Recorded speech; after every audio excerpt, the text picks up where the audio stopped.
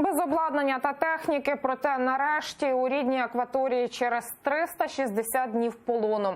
Напередодні надвечір в порт Очакова прибули звільнені українські кораблі. Катери «Нікополь» і «Бердянськ» та буксир «Яникапу» у рідній гавані зустрічали місцеві мешканці з українськими прапорами. А пізно увечері, попри поламку літака, в Очаків прилетів президент Володимир Зеленський.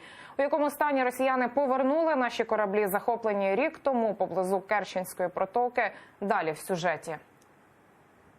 16:03. В порт Очакова заходить український броньований катер «Нікополь». Ще через півгодини «Бердянськ» і буксир «Яникапу». На березі їх зустрічають місцеві жителі із українськими прапорами в руках. О 20-й до людей мав доєднатися глава держави Володимир Зеленський, але через несправність двигуна президентський борт сів в аеропорту Миколаєва із двогодинним запізненням. Тож оглядати звільнені кораблі гарантові довелося в напівтемряві. Ми говорили з адміралом, деякі речі я не можу сказати, не вистачає частини озброєння. Я побачив стан, буде розслідування, ми побачимо всі деталі. Ми обов'язково звернемось до російської сторони, щоб нам повернули все, що там є. А між іншим, паралельно ми готові відремонтувати. Поговорили з паном Воронченка десь 3 місяці і все буде на ходу.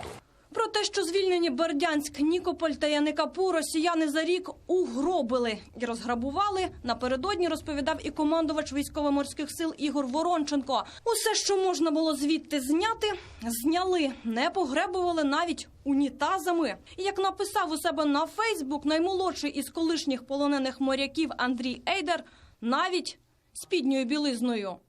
Після усього пережитого, мабуть, я не маю нічому дивуватись, але навіть плафони із лампами вкрали. Ото я маю питання. Гаразд, плиту для їжі. Вона інвекторна, коштовна, але навіщо плафони красти? Хоча то таке. В мене залишилось усього 1 пара спідньої білизни. Було там пар 20. Ото нащо вам БУ трухани? Ось що не зрозумію. Ніколи.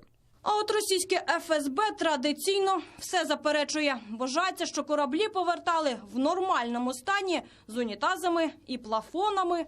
І українці, мовляв, самі все познімали дорогою додому навмисно, аби зіпсувати кришталево чисту репутацію Росії. Нині реальний стан кораблів вивчають українські військові прокурори. Результати огляду передадуть до міжнародного арбітражу в Гаазі. Тетяна Солій, Заман, АТР.